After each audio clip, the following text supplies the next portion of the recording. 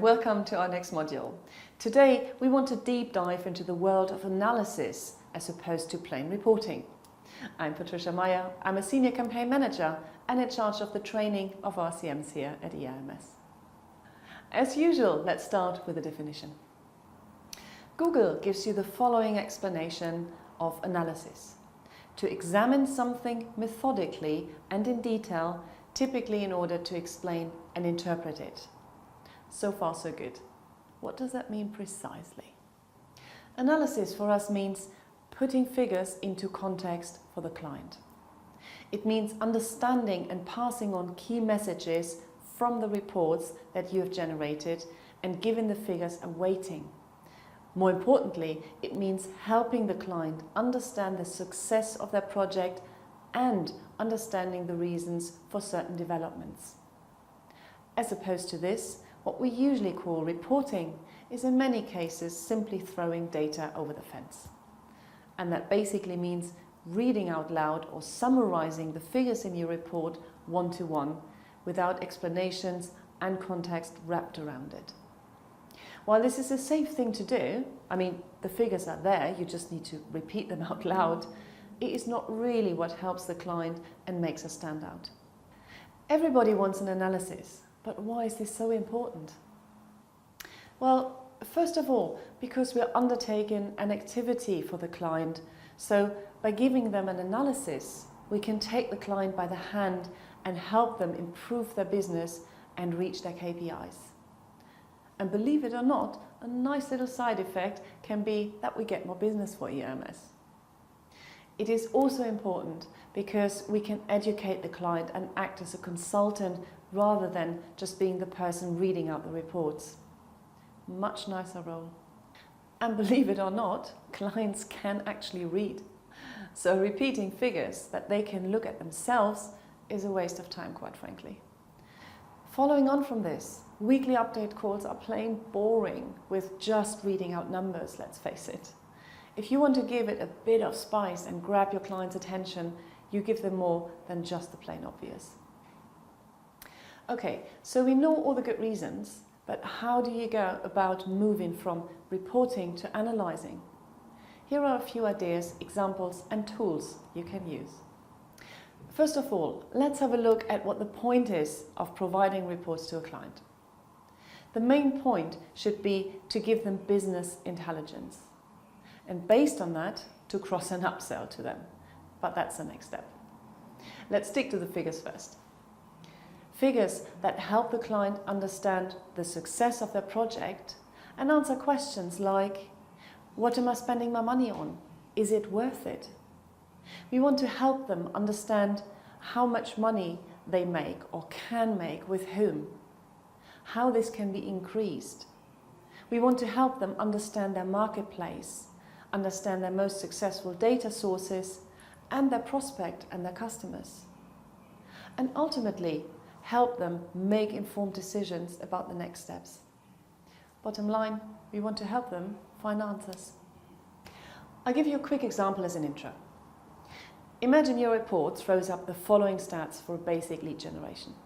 Achieved 4 leads, records touched 50%, completed interviews 25, conversion rate, completed conversation to lead on the latest list 11% with 40% of the list completed, not relevant data 27%.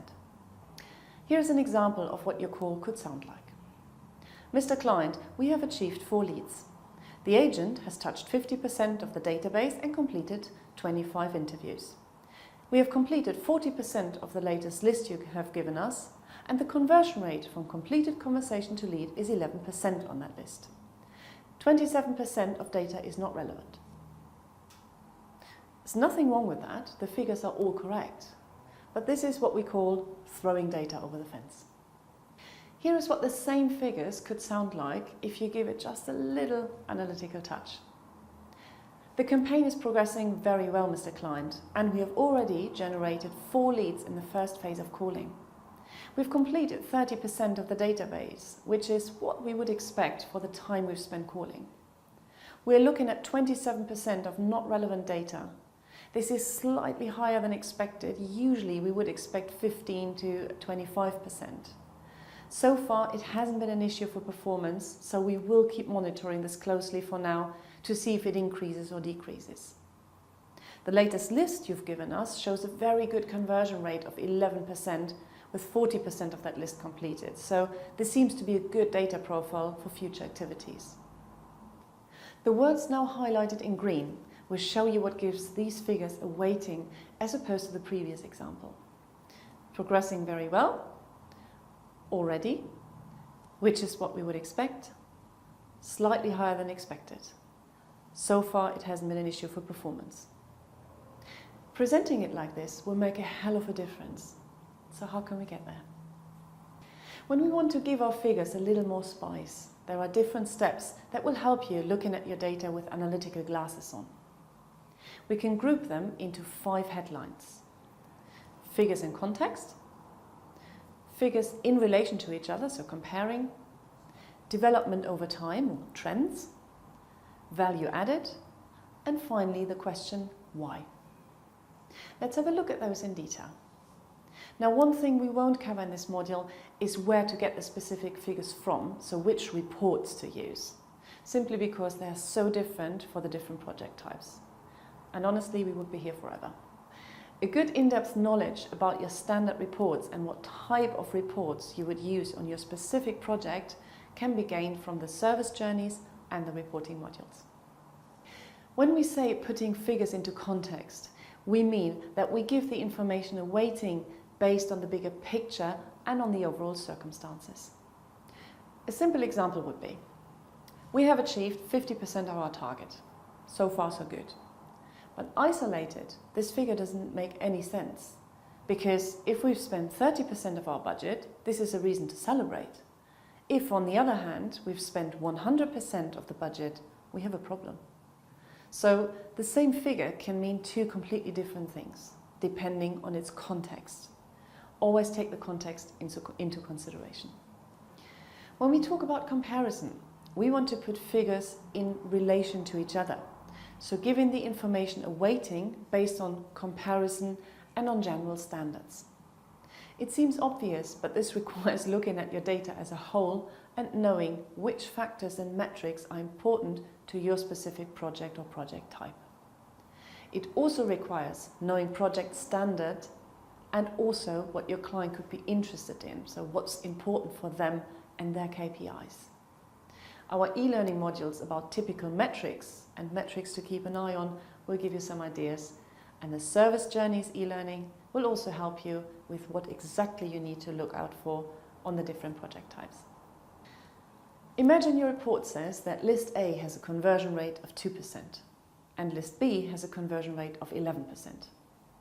So as a first step, you want to check how much calling has actually been completed on both and if those are comparable. Then, in step 2, if both are comparable, you could say, list B is definitely the one to focus on, as this shows an 11% conversion rate, which is more than 5 times the percentage of list A and clearly above average. Usually, for this type of project, we would consider 5% and above as good. List A doesn't seem to be performing as well, so we would recommend to switch this off.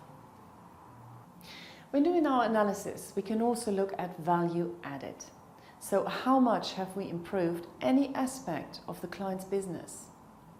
This would obviously require knowing where we started and understanding how we've improved this particular area. Where did we start? Where are we now? And how much value does this add to the client's activities and business? A great example for value add, and always good to throw in if your campaign is struggling, your database enhancement. Imagine it shows a 70% increase in emails and direct telephone numbers. We had a look at the work we've done to your database, Mr. Client.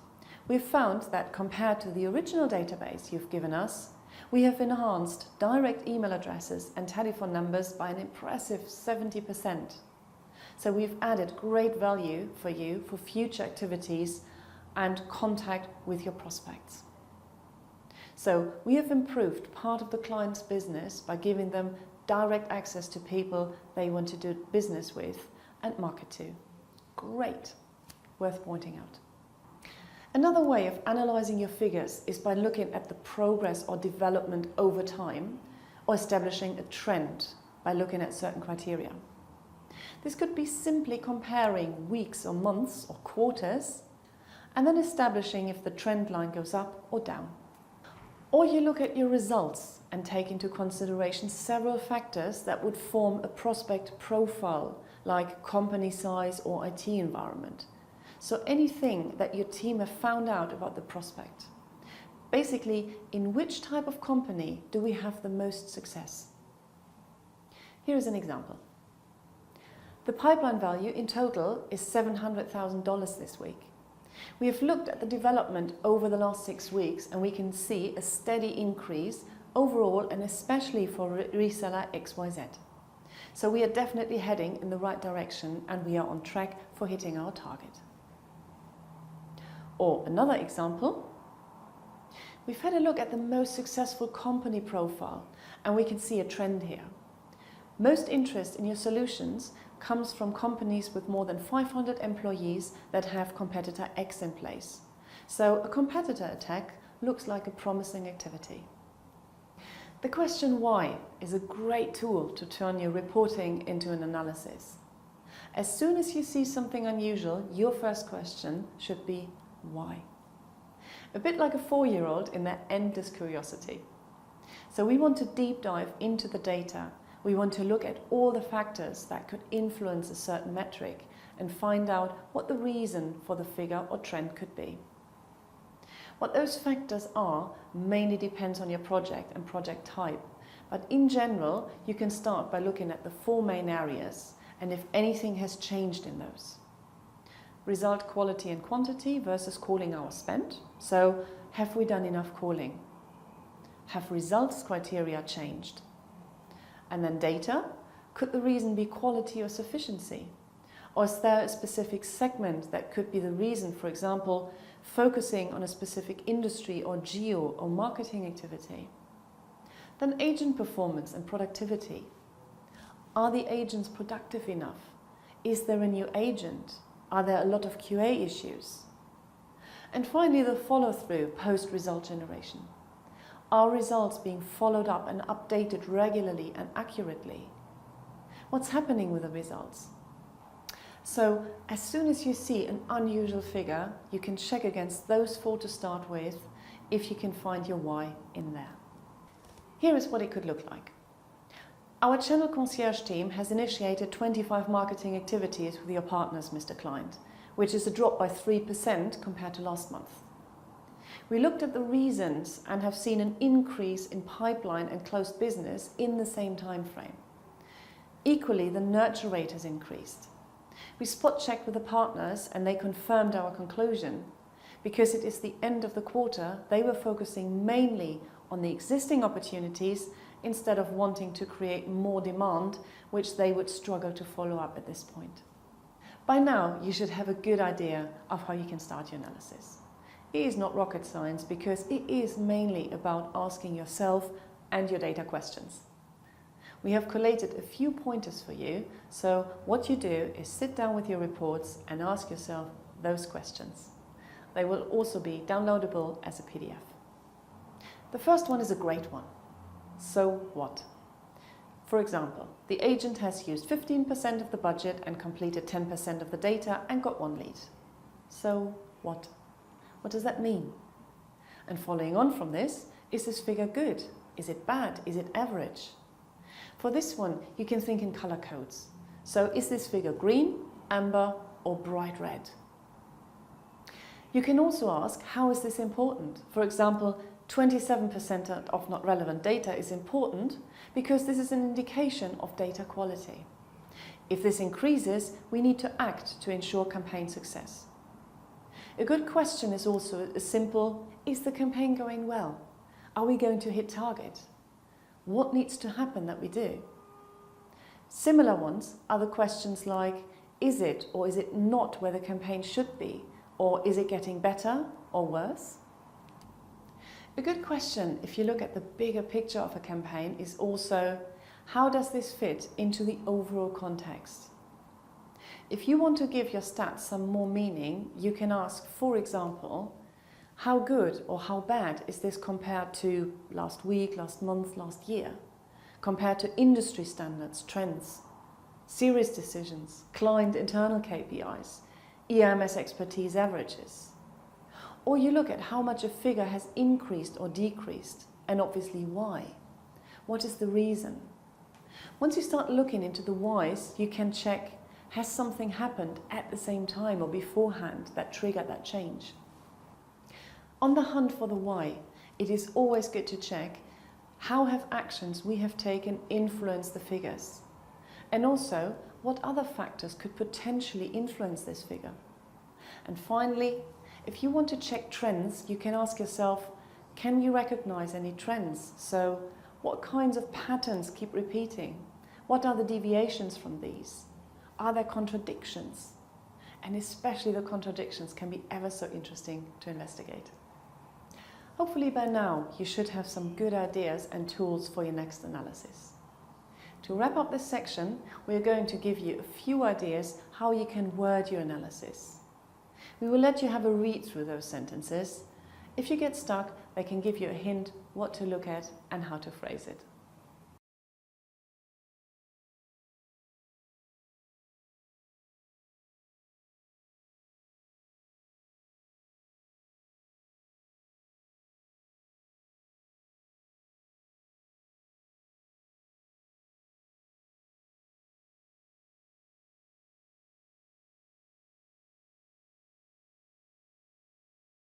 So now you're fully equipped, let's have a look at the typical pitfalls around the analysis.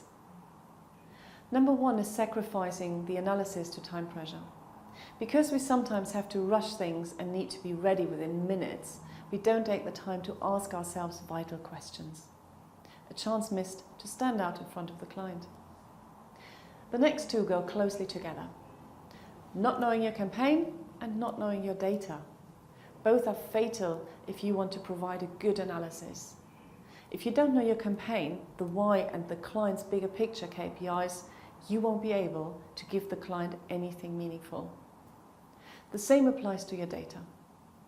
If you don't know your reports inside out, where they pull from and why, no chance you can provide an in-depth insight into the campaign. A good analysis can also be the result of insatiable curiosity.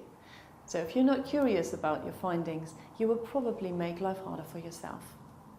And finally, sticking to throwing your data over the fence because it is safe. Yes, it is, but trust me, as soon as you leave the safe grounds and you have the guts to provide something more meaningful, those update calls will be a lot more fun. And that's the end of another module. Thanks for listening and taking this all in. Don't forget the test and enjoy your next analysis.